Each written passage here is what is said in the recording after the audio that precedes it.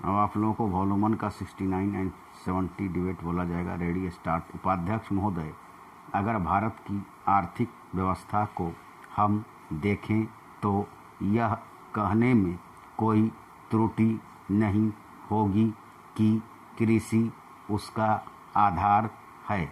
किसी भी देश की सामाजिक और आर्थिक स्थिति उस देश की भूमि की उत्पादन शक्ति पर निर्भर रहा करती है।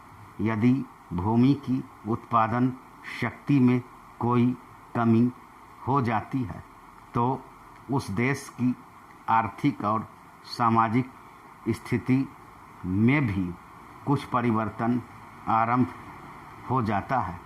कृषि भारत के लिए एक आर्थिक व्यवस्था ही नहीं है, यह एक संस्कृति भी है।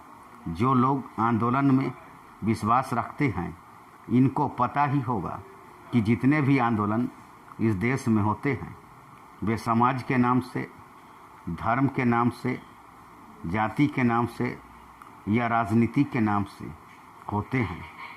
ऐसे आंदोलनों में कोई भी समाज शामिल हो, लेकिन कृषि समाज उसमें शामिल नहीं होता है। उस आंदोलन के साथ कृषि समाज की सहानुभूति भी नहीं होती है।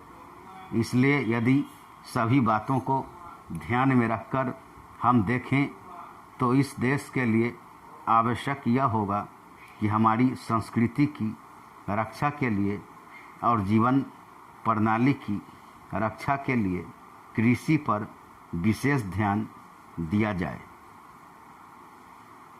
कृषि के क्षेत्र में इस वर्ष काफ़ी प्रगति हुई है।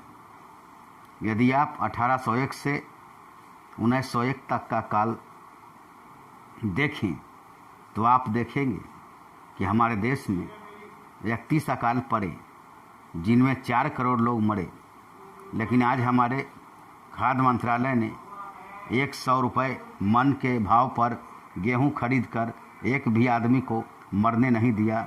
इसके लिए हमारा खाद्य मंत्रालय बधाई का पात्र है। एक बात मैं विशेष रूप से इस अवसर पर कहना चाहता हूँ, आजकल हम लोग मानव शक्ति पर ज़्यादा ध्यान न देकर पूंजी पर ज़्यादा निर्भर रहने की कोशिश करते हैं। आपको याद होगा लगभग 5 दशक पहले में जापान की आर्थिक व्यवस्था बिगड़ गई थी, लेकिन वहाँ के 60 लाख काश्तकारों ने कृषि शिक्षा के बल पर इतना अनाज पैदा करके दिखलाया कि आज वे 10 करोड़ आदमियों का पालन पोषण कर रहे हैं। वहाँ पर 30 ऐसे विश्वविद्यालय हैं जिनमें कृषि की शिक्षा दी जाती है, जिनसे 16,000 छात्र प्रति वर्ष शिक्षा प्राप्त करके निकलते हैं। आज हमारे देश में पर्याप्त कृषि विश्वविद्यालय स्थापित हो चुके हैं। हमारे देश की 120 करोड़ जनसंख्या को दृष्टि में रखते हुए जापान एक बहुत छोटा सा राज्य है, शायद हमारे राजस्थान से कुछ ही बड़ा है।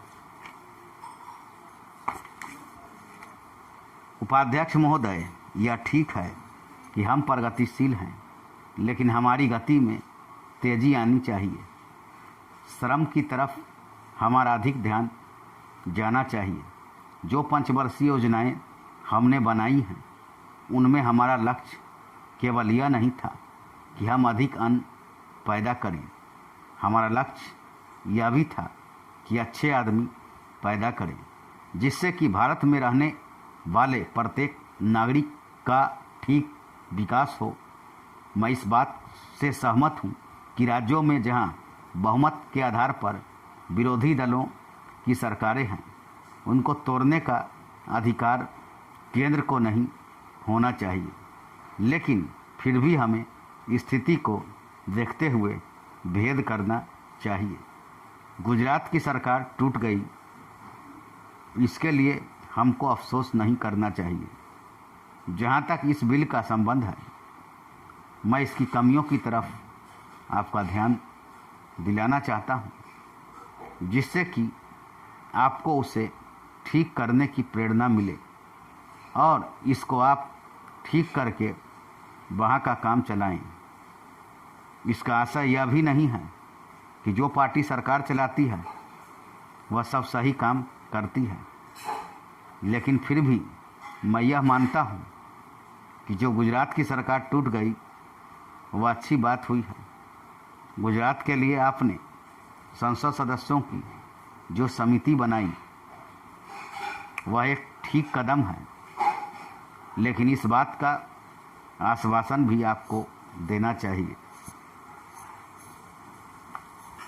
कि राज्य और जिला स्तर पर जो समितियां आप बनाने जा रहे हैं उनको सर्वदलीय बनाएंगे, ताकि जनता की जो कठिनाइयां हैं वे आपके सामने प्रत्यक्ष रूप से आ सकें और उनकी भावना के अनुसार वहाँ पर कुछ काम हो सके।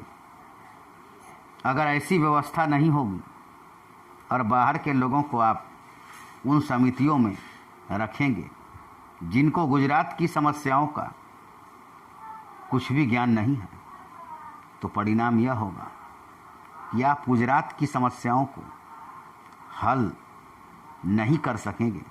इसलिए मैं सुझाव देना चाहता हूं कि आप इसमें ऐसी कानूनी व्यवस्था करें जिससे विभिन्न स्तरों पर सर्वदलीय समितियां बनाई जा सकें और उनके माध्यम से सरकार के सामने सुझाव आए कि वहाँ पर किस तरह से काम होना चाहिए। गुजरात औद्योगिक मामलों में अन्य राज्यों से थोड़ा भिन्न है, फिर भी वहाँ की स्थिति यह है कि आज भी प्रति व्यक्ति आय 300 रुपये से अधिक नहीं है। आज गुजरात में अन्य राज्यों के मुकाबले सबसे अधिक कर लगे हुए हैं। यह उचित नहीं है। धन्यवाद।